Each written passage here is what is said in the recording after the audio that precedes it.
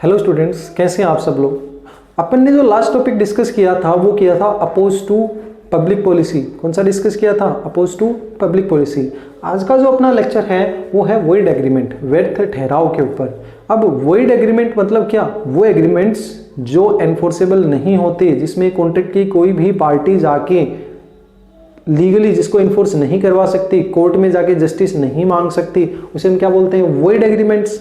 ठीक है, तो ये वो है जो कभी कॉन्ट्रैक्ट में कन्वर्ट हो ही नहीं पाएंगे, जो हमेशा क्या रहेंगे? वॉइड एग्रीमेंट्स ही रहेंगे। It means agreement expressly declared void. ये वो एग्रीमेंट्स हैं जिसको हमारे लॉ ने पहले से ही वॉइड डिक्लेयर कर रखा है कि ये तो बेकार है, ये कभी भी कॉन्ट्रैक्ट की कैटेगरी में नहीं आएंगे।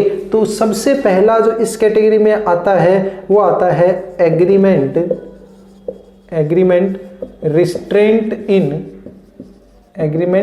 रिस्ट्रेंट इन मैरिजेज। क्या आएगा? एग्रीमेंट रिस्ट्रेंट इन मैरिजेज, किसी की शादी में रुकावट डालने वाले ठहराव। ध्यान देना, अगर आपने किसी से कोई ऐसा एग्रीमेंट बनाया है जो किसी की मैरिज में रिस्ट्रेंट डाल रहा हो, रुकावट पैदा कर रहा हो, तो वो वैलिड नहीं होगा। उसे क्या कर रखा है? वॉइड एग्रीमेंट की कैटेगरी में डाल रखा है। अब रिस्ट्रेंट इन मैरिजेस का मतलब क्या है? किसी की शादी हो रही है उसको जाके रुकवा देना? नहीं, सिर्फ ऐसा नहीं है।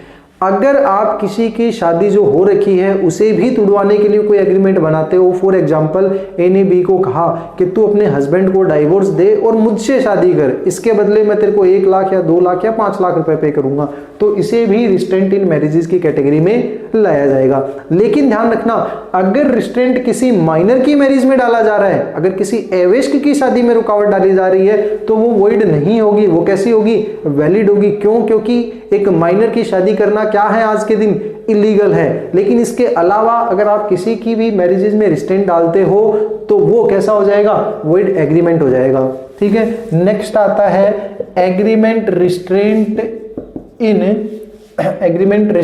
इन ट्रेड, किसी के व्यवसाय में बाधा पहुंचाना। Agreement restraint in trade. अब इसका मतलब क्या होगा कि आप किसी को बिजनेस करने से, लॉफुल बिजनेस करने से अगर आप किसी को रोक रहे हो, ऐसा कोई एग्रीमेंट बना रहे हो, तो वो एग्रीमेंट किसकी कैटेगरी में आएगा? वॉइड एग्रीमेंट की कैटेगरी में आएगा। फॉर एग्जांपल, मार्केट में 2 सप्लायर हैं, 2 बड़े दुकानदार हैं, दोनों आपस में कंपटीटर हैं। तो एक ने दूसरे को कहा कि भाई 10 लाख रुपए ले और मार्केट से आउट हो जा, यहां तो दोबारा बिजनेस नहीं करेगा। सामने वाले बंदे ने एग्रीमेंट बना लिया और 10 लाख रुपए ले लिए, फिर भी वो मार्केट से आउट नहीं हुआ। क्या वो दूसरा पर्सन जिसने पैसा पे किया था वो इस कॉन्ट्रैक्ट को एनफोर्स करवा सकता है? इसको एनफोर्स नहीं करवा सकता, क्योंकि आपने किसी को लॉफुल बिजनेस करने से क्या किया है? रेस्ट्रेंट किया है, रोका है। तो आप किसी को भी लॉफुल बिजनेस को करने से अगर उसके ऊपर क्या डालो? रेस्ट्रेंट, रुकावट डालो, ऐसा एग्रीमेंट बनाओ, तो वो कभी भी वैलिड नहीं होगा। उसको हमारे लॉ ने एक्सप्रेसली क्या कर रखा है? वॉइड डिक्लेयर कर रखा है। लेकिन इसके कुछ एक्सेप्शंस हैं, इसके कुछ अपवाद हैं। ध्यान देना, वो एक्सेप्शंस कौन से होंगे? मोस्टली वो एक्सेप्शंस लागू होंगे पार्टनरशिप पे। किस पे होंगे? पार्टनरशिप पे। कि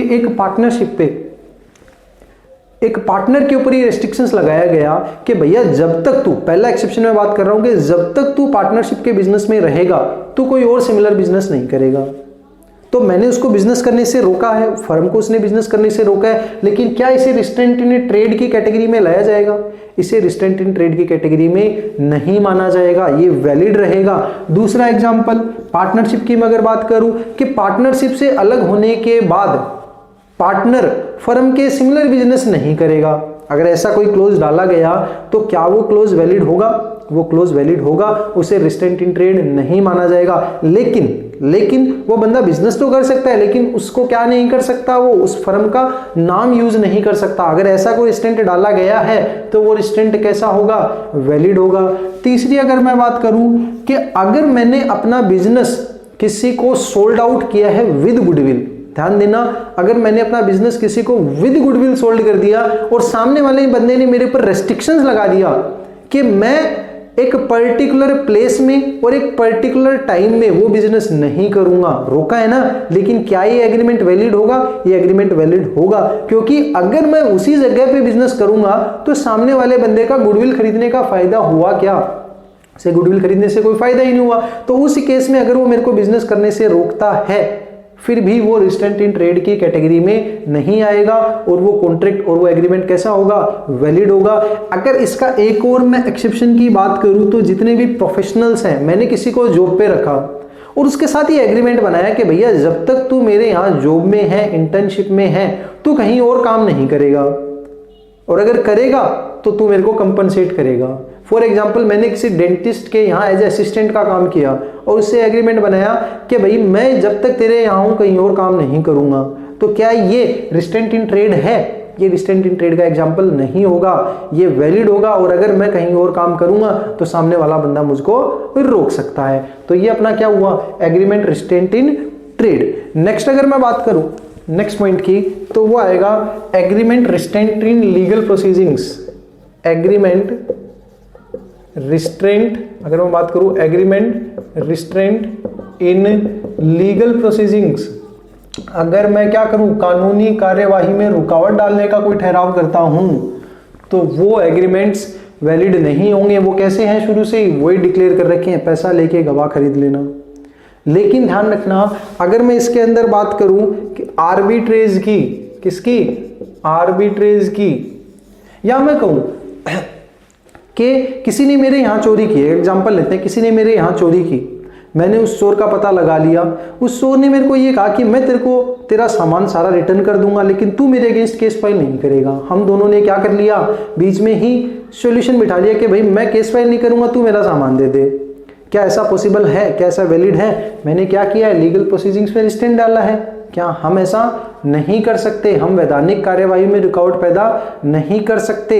लेकिन अगर आप किसी भी मैटर को आर्बिट्रेज को हैंड ओवर करते हो, पंचनामे को, तो उस केस में उसे रिस्ट्रेंट इन लीगल प्रोसीडिंग्स नहीं माना जाएगा। लेकिन ध्यान रखना, आर्बिट्रेज को सिर्फ और सिर्फ सिविल मैटर्स ट्रांसफर किए जा सकते हैं। अगर कोई क्राइम हुआ है, पनिशेबल क्राइम हुआ है, तो उसका फैसला आर्बिट्रेज के थ्रू नहीं हो सकता। अब आर्बिट्रेज है क्या, हिंदी में पंचनामा, जहां 5 लोग मिलके या कोई एसोसिएशन को लोग मिलके या कोई रिस्पेक्टेबल लोग मिलके उन दोनों का कॉम्प्रोमाइज करवा दे, उसे हम बोलते हैं आर्बिट्रेज। लेकिन ये सिर्फ किस में चल सकता है, नॉर्मल प्रोसीडिंग्स में। किसी क्रिमिनल प्रोसीडिंग्स में आर्बिट्रेज को अगर मैटर दिया गया है तो वो वैलिड नहीं होगा। तो अगर आपने एग्रीमेंट बनाया है किसी लीगल प्रोसीडिंग्स में रिस्ट्रेंट का, तो वो एग्रीमेंट वैलिड नहीं होगा, उसे हमारी गवर्नमेंट ने क्या कर रखा है, वो डिक्लेयर कर रखा है। नेक्स्ट अगर मैं बात करूं फोर्थ एलिमेंट की, तो वो आएगा agreement which meaning is uncertain. एक ऐसा एग्रीमेंट जिसका मीनिंग कैसा हो, अनसर्टेन हो, अनिश्चित हो, वो कभी भी वैलिड नहीं हो सकता। अगर मीनिंग ही सर्टेन नहीं है, मैं 10 या 15 लाख रुपए में अपना मकान बेचना चाहता हूं, खरीदोगे क्या? आपने कहा हाँ। क्या मीनिंग सर्टेन था? क्या ये कभी कॉन्ट्रैक्ट बन पाएगा? ये कभी कॉन्ट्रैक्ट नहीं बन पाएगा। तो ये भी किसकी कैटेगरी में आएगा, वैलिड की कैटेगरी में आएगा। नेक्स्ट अगर मैं फिफ्थ पॉइंट की बात करूं तो agreement made by incompetent person. क्या आएगा, agreement made by incompetent person. कुछ ऐसे पर्सन जो कि कैसे हैं, इनकॉम्पिटेंट है कॉन्ट्रैक्ट को बनाने में, एबल नहीं है, like minor, like unsound mind, like disqualified person by law, जिसको हमारे लॉ ने डिसक्वालीफाई कर रखा है। क्या वो कोई एग्रीमेंट बना ले तो क्या वो कभी वैलिड हो सकता है? वो वैलिड नहीं होगा। वो किसकी कैटेगरी में आएगा, वॉइड एग्रीमेंट की कैटेगरी में आएगा और वैलिड नहीं होगा। नेक्स्ट अगर मैं बात करूं 6 पॉइंट की, मेड अंडर बायलैटरल मिस्टेक। अगर आपने कोई ऐसा एग्रीमेंट बनाया है जिसमें बायलैटरल मिस्टेक है, दोनों पार्टीज गलती पे हैं, जैसे फॉर एग्जांपल मैं किसी दुकान में गया और मेरे को लगा कि वो कोई कपड़ा कॉटन का है, ठीक है, सामने वाला बंदा सेलर को भी लगा कि वो कॉटन का है और मैंने वो खरीद लिया, क्या ये कॉन्ट्रैक्ट वैलिड होगा? क्या ये एग्रीमेंट वैलिड है? ये agreement due to bilateral mistake कैसा होगा, वॉइड होगा। क्योंकि हमने मिस्टेक के टॉपिक में डिस्कस किया था कि अगर यूनिलैटरल मिस्टेक है contract becomes valid, contract valid रहेगा। बट अगर यूनिवर्सल बोथ साइडेड या बायलैटरल मिस्टेक है देन कॉन्ट्रैक्ट बिकम्स वॉइड। ठीक है। नेक्स्ट अगर मैं बात करूं 7th पॉइंट की, तो 7th पॉइंट आएगा कंसिडरेशन अनलॉफुल इन पार्ट। क्या आएगा, कंसिडरेशन अनलॉफुल इन पार्ट। के अगर कंसिडरेशन कैसा है, अनलॉफुल है इन पार्ट में, जो अपन ने लास्ट लेक्चर में डिस्कस किया था, तो जितना पार्ट उसका अनलॉफुल है वो क्या हो जाएगा, वही डिक्लेयर हो जाएगा। या अगर उसको हम सेपरेट करके नहीं देख सकते कि कितना वैलिड है और कितना इनवैलिड है, तो पूरा का पूरा ही कैसा हो जाएगा, वॉइड हो जाएगा।